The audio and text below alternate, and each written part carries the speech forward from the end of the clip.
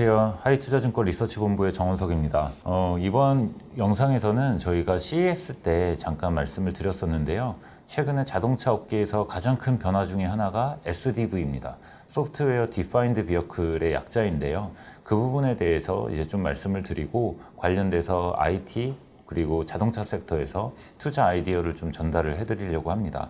저희가 이번에 자동차 섹터와 IT 섹터 같이 이제 자료를 작성을 했고요. 저희 여러 명이 좀 같이 말씀을 드릴 텐데 좀 관심 있게 들어보시면 좋은 투자 아이디어 얻으실 수 있을 거라고 생각을 합니다. 제가 이제 첫 번째 말씀을 드릴 부분은 SDV 개념에 대해서 먼저 말씀을 드리려고 합니다. 그림 1번부터 보시면 최근 자동차 산업에서는 케이스라고 해서 스마트카로 가는 4가지에 대해서 언급을 하고 있습니다. 아시는 것처럼 커넥티비티, 오토노머스, 그 다음에 쉐어링, 그 다음에 전동화, 일렉트리피케이션 이렇게 4가지를 이야기를 하는데요. 그 중에서 최근에 자동차의 전동화가 굉장히 빠르게 전환되고 있습니다. 여기 그림 3번을 보시면 저희가 과거에 스마트카 관련해서 자료를 한번 냈을 때 보여드렸던 자료인데요. 저희는 지금 자동차 산업이 과거 휴대전화의 역사와 비슷하게 흘러갈 가능성이 높다라고 판단을 합니다. 저희가 이미 경험한 바가 있듯이 휴대전화의 역사를 보면 과거 유무선 전화기에서 피처폰 시기가 한 번 있었고요. 그 이후에 이제 2010년 정도가 되면서 이제 스마트폰 시대로 넘어왔는데 그때 피처폰일 때는 기존 유무선 전화기와 본질적인 가치가 크게 바뀌지 않았다라고 저희는 보고 있습니다. 전화의 휴대성은 좋아졌지만 사람들이 그냥 사용할 때는 여전히 그냥 전화기에 불과했었던 거죠. 그때만 해도 삼성전자, LG전자뿐만 아니라 노키아, 모토로라, 림 여러 업체들이 이제 많은 경쟁을 일으켰었는데 스마트폰 시대로 넘어오면서 iOS 진영의 아이폰과 그리고 안드로이드 오픈 플랫폼 진영에서 삼성전자가 프리미엄 시장을 장악한 이런 모습을 보였고 다른 작은 업체들은 다 사라지게 됐습니다. 결국 자동차 산업도 과거 내연기관 차량에서 지금 전기차 시대로 넘어왔는데요. 지금 전기차는 사실 기존 내연기관과 에너지원만 바뀌었을 뿐 사람들이 운전을 해야 되는 본질은 크게 바뀌지 않았습니다. 저희는 지금의 전기차가 피처폰 시점에 불과하다라고 저희는 판단하고 있고요. 궁극적으로 언제가 될지는 명확하게 알 수는 없겠지만 빠른 시일 내에 스마트카 시대가 열릴 거라고 보고 있습니다. 그 스마트카가 되기 위한 전제 조건으로 크게 2가지를 말씀을 드리는데요. 첫 번째는 커넥티비티, 연결이 되어야 되는 거고요. 두 번째는 오토노머스, 자율주행입니다. 다만 이 2가지를 구현을 하기 위해서는 그 전력 공급이 필요하거든요. 그렇기 때문에 출발은 친환경으로 시작했던 이 전기차로의 전환, 전동화가 이제는 친환경을 넘어서서 결국은 이 스마트카를 구현하기 위해서는 반드시 뒷받침이 돼야 될 필수 조건입니다. 그렇기 때문에 저희는 전기차로의 전환이 이제는 더 이상 뒤로 돌아갈 수 없다라고 판단을 하고 있고 굉장히 앞으로도 가속화될 거라고 예상을 하고 있습니다. 그 중에서도 여기 그림 4번을 보시면 저희가 이제 스마트카를 구현하는 서큘레이션이 있습니다. 결국은 자동차에서 여러 가지 센서들이 데이터를 게더링하면 이 데이터를 선별적으로 데이터 센터로 보내죠. 그런 다음에 이제 이 데이터 센터에서 이런 것들을 AI 기반으로 딥러닝이 되면 다시 OTA, 인터넷으로 연결을 해서 자동차에게 업데이트를 해주는 이 ETL 프로세스가 필요합니다. 결국 이 ETL 프로세스가 전부 뒷받침이 되는 상황에서 스마트카가 구현이 될 텐데 저희는 이번 보고서에서는 인사이드 카 영역에 대해 집중적으로 좀 말씀을 드리려고 합니다. SDV를 말씀드리기 전에 기존의 전통 OEM 업체들이 어떻게 자동차를 만들어 왔는지에 대해서 좀 먼저 말씀을 드리고 싶은데요. 기존의 이제 자동차들은 대부분 이 그림에 있는 것과 같이 ECU 베이스로 만들어집니다. 차량 한 대당 보통 수십 개에서 100개 정도의 ECU가 들어가게 되고요. 이 ECU는 티어 1 업체들, 부품사들을 의미를 합니다. 티어 1 부품사들이 자기네들이 공급을 해야 할 하드웨어와 그리고 이 ECU에 그걸 구동할 수 있는 소프트웨어를 같이 세트로 이제 제공을 해주게 되고요. 그러면 완성차 업체들이 이런 것들을 다 연결을 해서 이제 차량을 만들게 됩니다. 다만 이때 가장 큰 문제점은 결국은 이 ECU에는 티어 1 업체들이 각자 개발한 소프트웨어가 다 제각각 들어가 있기 때문에 다 운영 체제가 다 다른 개념이 됩니다. 그렇기 때문에 이런 차량에서는 뭔가 인터넷으로 차의 소프트웨어를 업데이트 한다거나 이렇게 업그레이드를 해가는 게 굉장히 어렵죠. 여기에서 이제 소프트웨어 디파인드 비어클 SDV에 대해서 말씀을 드려보자면 소프트웨어 디파인드 비어클 SDV는 단순히 소프트웨어가 많이 사용되는 차를 의미하는 게 아니라요. 소프트웨어로 하드웨어를 컨트롤할 수 있게 만들어 놓고 그 소프트웨어를 업데이트함으로써 새로운 기능을 추가할 수도 있고, 그리고 기존에 좀 안 좋았던 그리고 쓸모없는 기능들을 나중에는 수정하거나 없앨 수도 있고, 결국은 소비자들에게 어떠한 서비스를 더 제공하느냐라는 개념까지 확장이 되어야 됩니다. 그렇기 위해서는 기본적으로 소프트웨어 기반의 차를 만드는 게 가장 중요한데, 그런 것들을 이제 SDV라고 표현을 하고 지금 많은 업체들이 SDV를 준비해 가는 과정에 있습니다. 참고로 테슬라는 이미 2015년경부터 SDV를 구현을 했고, 그래서 저희가 많이 기사에서 접하시겠지만 테슬라는 여러 가지 오류들이 발생을 했을 때 OTA로 소프트웨어를 업데이트함으로써 그런 것들을 수정해가는 이런 모습들을 많이 보여주고 있거든요. 그래서 지금 이런 것들을 다른 전통 OEM 업체들도 다 따라가고 있는 과정이다라고 보시면 될 것 같습니다. 만약에 SDV가 되면 장점들이 뭐가 있을까라는 부분에서 생각을 해보면, 일단 원가를 줄일 수 있다라는 점이 긍정적입니다. 예를 들면 뭔가 차에 고장이 났을 때 지금은 저희가 다 카센터로 가서 일일이 다 방문해서 이제 수리를 받거나 해야 되는데, 그런 부분에서는 충분히 소프트웨어로 그런 것들을 수정할 수 있다면 기본적으로 서비스 센터의 개수도 줄일 수 있고 인력도 줄일 수 있고, 그런 부분에서 첫 번째 장점이 있을 거고요. 두 번째는 이렇게 소프트웨어로 업그레이드를 점점 해 나가게 되면 결국은 기존의 이제 기능보다 훨씬 더 좋은 기능들을 점점 만날 수 있기 때문에 그런 부분에서 차량의 성능을 더 높게 높일 수 있습니다. 세 번째는 안정성도 높일 수 있는데요. 결국은 나중에 레벨 4, 5의 완전 자율주행이 되기 위해서는 이 OTA 서비스로 계속 꾸준하게 소프트웨어를 업그레이드를 해주면서 자율주행의 이 기술력도 계속 올려줘야 되는데, 그러기 위해서는 결국은 소프트웨어 기반이 되어야 된다라는 부분이 굉장히 중요합니다. 그래서 그런 부분에서는 반드시 가야 할 방향이라고 보고요. 만약에 SDV로 가지 못한다, 그런 부분에서는 경쟁에서 뒤처질 경우에는 앞에서도 말씀드렸던 것처럼 피처폰에서 스마트폰으로 넘어갈 때 많은 업체들이 도태된 것처럼 완성차 업계도 굉장히 큰 지형의 변화가 나타날 가능성이 높다라고 저희는 판단합니다. 이 그림 8번을 보시면 저희가 이제 테슬라의 그 타임라인과 다른 기존 전통차 업체들의 이 시점을 비교를 해놨는데요. 말씀드린 것처럼 2015년부터 테슬라가 이미 SDV를 구현하고 있는 반면에 지금 많은 완성차 업체들은 24년, 25년까지 SDV를 신차에 적용할 계획을 가지고 있습니다. 지금 벌써 10년 정도 격차가 벌어져 있다라고 말씀을 드릴 수가 있을 것 같고요. 지금 이런 부분에서 빨리 쫓아가야 되는 게 기존 레거시 업체들의 가장 큰 과제이다라고 볼 수가 있을 것 같습니다. 이 그림을 보시면 테슬라가 SDV를 구현하기 위해서 만들어진 중앙 집중형 통합 제역인데요. 저희가 이게 하드웨어 1.0, 2.0, 2.5, 3.0 이렇게 발전을 해오면서 점점 발전된 SDV를 지금 테슬라는 구현을 하고 있고요. 이게 단순히 이제 자율주행을 위한 키트로 보기보다는 결국은 이 플랫폼을 통해서 차량의 많은 기능을 컨트롤하는 그런 컴퓨팅 시스템이다, 이렇게 봐주시면 될 것 같습니다. 기존의 이제 완성차 업체들이 SDV를 구현하기 위해서는 많은 변화가 일어납니다. 그렇기 때문에 그런 것들을 이제 어떻게 준비를 해가느냐가 굉장히 중요한데요. 크게 세 가지를 꼽을 수가 있습니다. 첫 번째는 E 아키텍처, 전기전자 아키텍처의 변화가 필요하고요. 두 번째는 SoC 칩의 활용이 필요하고요. 그 다음으로는 이제 소프트웨어의 개발, 이 세 가지가 가장 핵심인데요. 그 중에 첫 번째, 전기전자 아키텍처에 대해서 말씀을 드리겠습니다. 맨 왼쪽에 있는 게 기존 완성차 업체들이 계속 만들어 왔었던 전통적인 방식, 분산형 시스템입니다. ECU를 수십 개에서 100개 정도를 활용해서 단순히 선으로 연결해 놓은 상태를 의미를 하게 되는데요. 그런데 지금 이런 부분에서 SDV를 구현하기 위해서는 단계적인 발전이 필요합니다. 첫 번째로 지금 이제 후보가 되는 게 도메인 방식이고요. 그리고 맨 오른쪽에 나와 있는 게 존 방식입니다. 결국은 이렇게 단계별로 SDV를 구현하기 위한 전기전자 아키텍처를 꾸려 나갈 건데요. 참고로 테슬라는 이미 맨 오른쪽에 있는 존 방식으로 가 있습니다. 다만 지금 기존의 전통 업체들이 바로 존 방식으로 갈 경우에는 기술적인 어려움도 있고, 두 번째로는 이렇게 되면 이 생태계가 완전히 크게 달라지기 때문에 기존의 부품사들이 많은 어려움에 처할 가능성이 있습니다. 그래서 이런 생태계를 조금 지켜가기 위해서 좀 단계별로 가는 것도 좀 있지 않나라고 저희는 보고 있고요.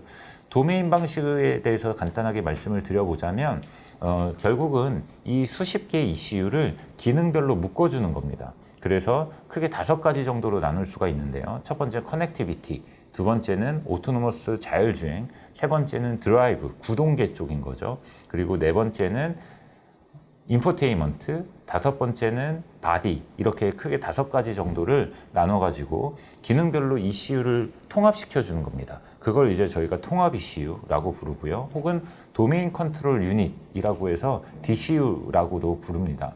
그래서 이렇게 5가지의 기능별로 통합 ECU를 만들어 놓고 가운데 그림을 보시면 여기 동그라미로 되어 있는데요. 회색 부분이요. 센트럴 게이트웨이라고 되어 있습니다. 게이트웨이라는 건 쉽게 말씀드리자면 저희가 PC방에 가면 이제 공유기에 막 전선을 여러 개 꽂아놓고 네트워킹으로 연결을 해놓는데요. 그런 개념으로 보시면 됩니다. 이 5가지의 기능을 서로 통신할 수 있게 네트워킹을 해준다라고 보시면 될 것 같고요.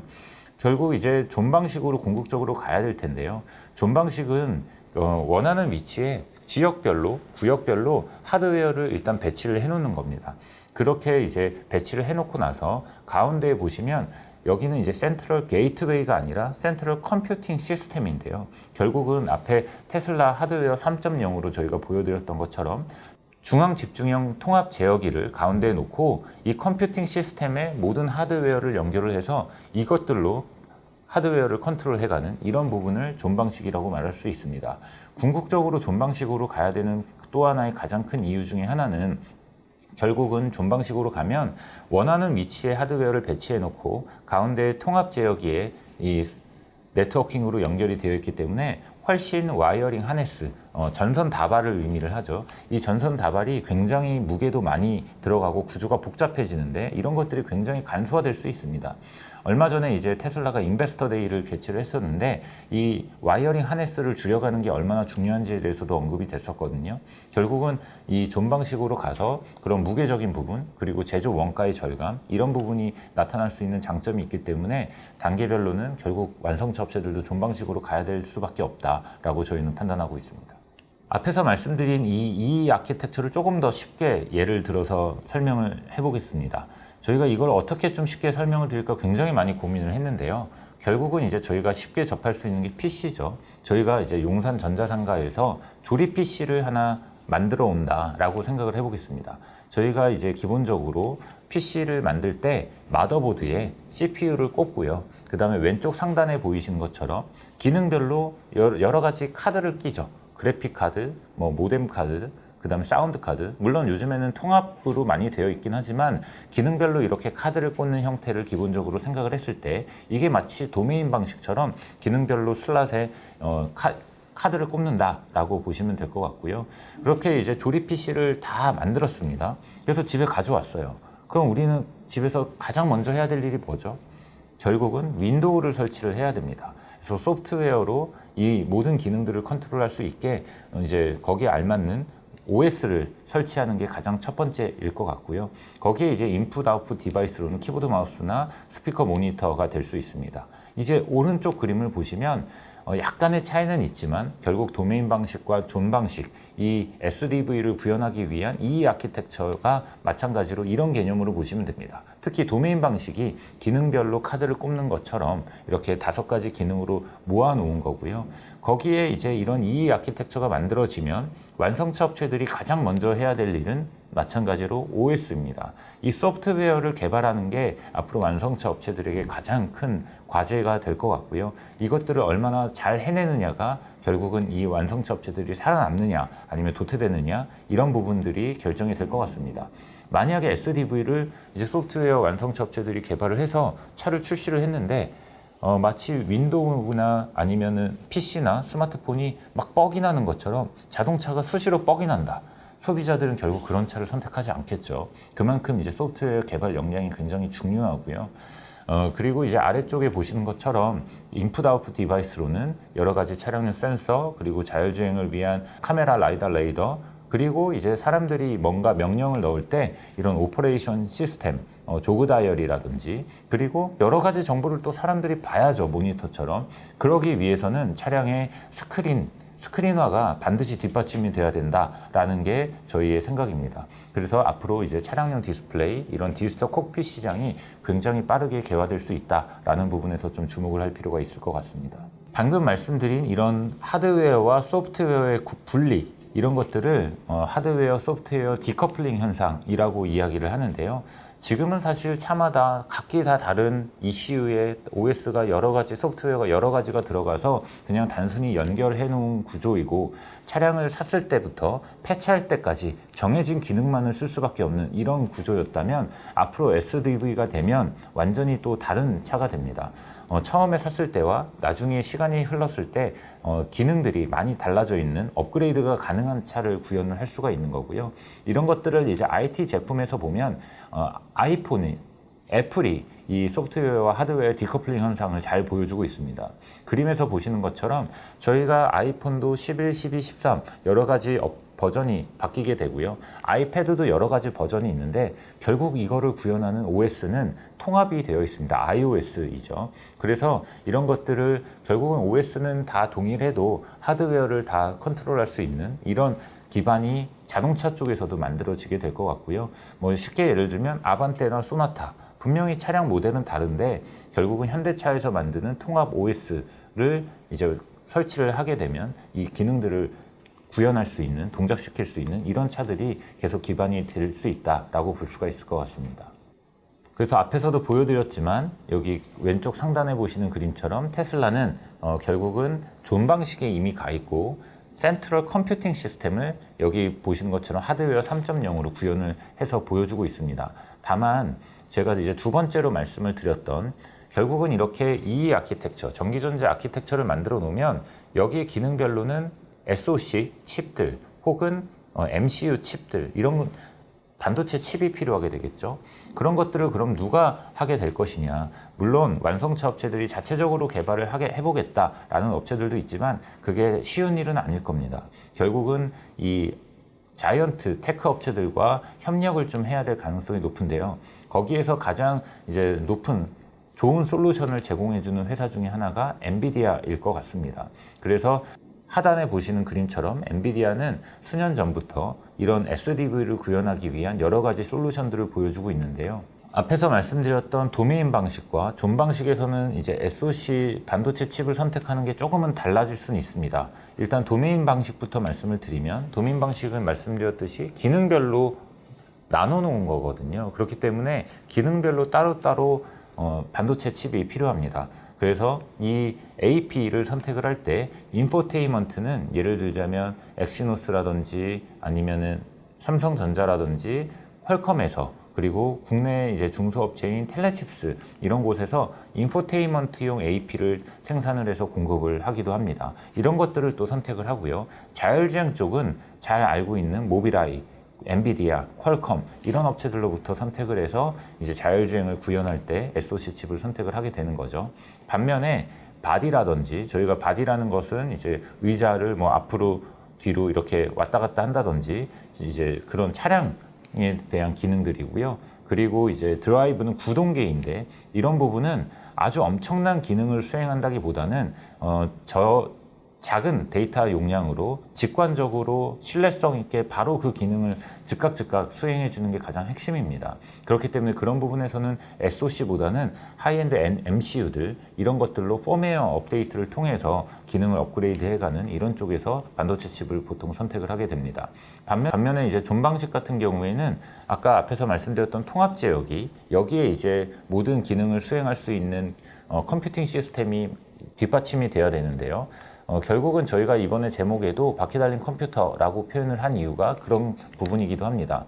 여기에는 여러 가지 기능별로 칩을 나눠서 넣을 수도 있겠지만 지금 몇몇 업체들에서 멀티태스킹이 가능한 통합 솔루션을 이제 제공해 주기도 합니다. 그게 이제 엔비디아의 드라이브 올인 혹은 드라이브 토르 이런 것들이 멀티태스킹이 가능한 이런 SoC 칩을 구현을 해서 보여주고 있고요. 이런 것들을 하나만 쓰게 되면 인포테인먼트나 ADAS 자율주행 이런 것들을 동시에 이제 수행할 수 있는 원칩 솔루션이 가능해집니다. 그리고 이제 퀄컴 같은 경우에도 이번 CES 2023에서 스냅드래곤 라이드 플렉스라는 이런 멀티태스킹이 가능한 원칩 형태의 SoC 칩을 공개하기도 했습니다. 그래서 이런 SoC 칩을 선택하는 게 또 하나의 중요한 선택이 될 수 있고, 완성차 업체들이 개발을 직접 해보려고는 하지만 당분간은 이런 업체들과 같이 협업을 해야 될 가능성이 높지 않나, 이런 부분에서 또 엔비디아가 얼마나 중요한 역할을 하는지 저희가 또 알 수 있을 것 같습니다. 조금 더 이제 쉽게 설명을 드려보자면, 결국은 이제 존 방식의 통합 시스템을 구현한다라고 했을 때 이 키트, 이 플랫폼을 만약에 자체적으로 개발을 할 수 있다면 참 좋겠죠. 완성차 업체들이 이런 개발 능력이 돼서 통합 제어기를 만들어 놓고 SoC 칩을 만약에 이제 엔비디아 거를 이제 부착을 한다, 이런 것들은 아마 여기 오른쪽에 저희가 예시를 들어 놓은 것처럼 조립 PC의 개념이 될 것 같습니다. 반면에 어떤 OEM 업체들은 자체 개발 능력이 떨어지고 자금력이 떨어지고 리스크를 지기가 싫다, 이런 업체들이 있다면 아마 브랜드 PC 전부 완성된 상태로 구매를 해야 될 가능성이 있겠죠. 그렇게 되면 결국은 조금 원가가 높아질 수는 있겠지만 훨씬 더 쉽게 적용을 할 수는 있을 것 같습니다. 이렇게 되면 결국은 누가 이런 것들을 제공해 주느냐 부분에서도 엔비디아가 앞에서 말씀드렸던 SoC 칩, 드라이브 올인이나 드라이브 토르를 채택한 이 플랫폼을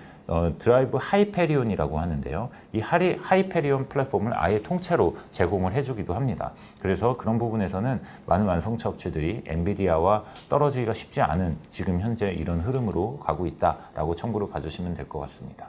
이제 세 번째로 소프트웨어에 대해서 말씀을 드리겠습니다. 결국은 이제 이 아키텍처, SoC 칩까지 선택을 했다면 그 다음에 완성차 업체들은 이런 것들을 동작시키기 위한 소프트웨어의 개발이 필요한데요.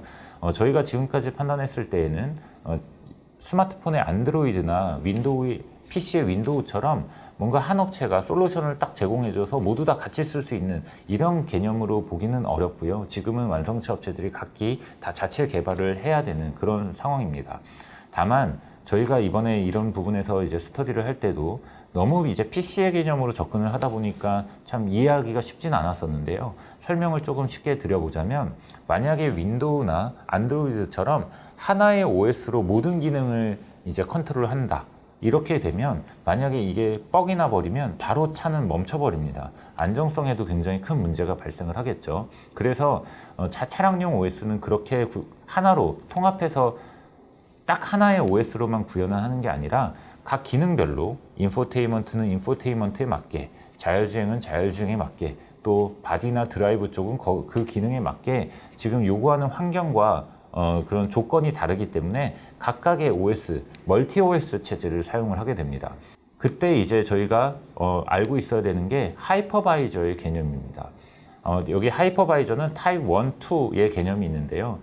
타입 2 같은 경우에는 호스트 OS, 예를 들면 윈도우를 깔아놓고 그 위에 멀티 OS 체제로 가는 거기 때문에 그런 부분에서는 약점이 있기 때문에 자동차 쪽은 대부분 타입 1을 선택을 하게 되고요. 타입 1의 그림을 보시면 결국은 이 하드웨어는 아래쪽 그림하고 비교를 한번 해서 보시면 좋을 것 같아요. 기존의 SoC 칩 혹은 메모리 반도체인 D램, 낸드 이런 것들을 각 기능별로 분할해 주는 겁니다. 이게 마치 저희가 PC에서 하드 드라이브나 SSD 드라이브를 쓸 때 C 드라이브나 D 드라이브나 E 드라이브 이렇게 물리적으로 직접 쪼개진 않지만 가상으로 저희가 쪼개서 사용을 하는 경우도 많거든요.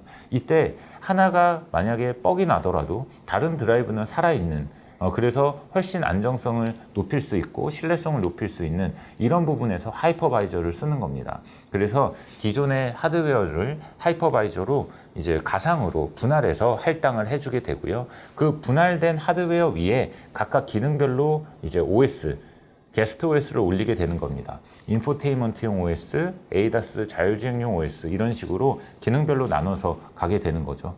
이 디지털 콕핏만 보더라도 여기 이제 가운데 있는 CID와 그리고 여기 계기판 클러스터에 사용되는 OS조차도 서로 다른 OS를 사용하는 경우도 꽤 많습니다. 결국은 거기에 어떤 OS가 적합하느냐 이런 것들에 따라서 자동차 업체들은 거기에 맞게 이제 소프트웨어를 개발을 하게 되고요. 이런 소프트웨어를 개발을 할 때는 여러 가지 툴들이 필요합니다. 그게 대표적으로 블랙베리의 QNX, 그리고 오픈소스인 리눅스, 그리고 인포테인먼트용 OS인 안드로이드 오토모티브, 이런 것들이 이제 있는데요. 이런 툴로 거기에 맞게 개발을 하게 되는 거죠. 뒤에서 이제 자세하게 말씀을 드리겠지만 이런 툴로 각기 장단점에 맞는 부분에서 적용을 해서 이제 만들게 되고요. 저희가 이제 기존에 보통 지금 차에도 안드로이드 오토라고 하는 것과 애플의 카플레이 이런 것들이 있는데, 그거는 저희가 스마트폰에 연결 혹은 블루투스로 연결을 하게 되면 여기 있는 스마트폰의 기능을 이쪽에 미러링을 해준다라는 개념이라면, 안드로이드 오토모티브 같은 경우에는 이 인포테인먼트의 자체 OS라고 보시면 됩니다. 그래서 지금의 저희가 일반적으로 많이 사용하는 OS와는 약간의 그런 차이가 있다라고 보시고, 뒤쪽에 이제 OS에 대해서 조금 더 자세하게 설명을 들어보시면 좋을 것 같습니다. 그럼 지금까지 SDV 개념에 대해서 좀 자세하게 설명을 드렸고요. 뒤쪽에서는 이 앞으로 가장 중요한 핵심 중에 하나인 소프트웨어를 어떻게 구현을 해서 개발 중인지, 그리고 이제 다른 자동차 쪽이나 IT 쪽에서의 투자 아이디어는 어떤 것들이 있는지에 대해서 좀 더 자세하게 설명을 드리도록 하겠습니다.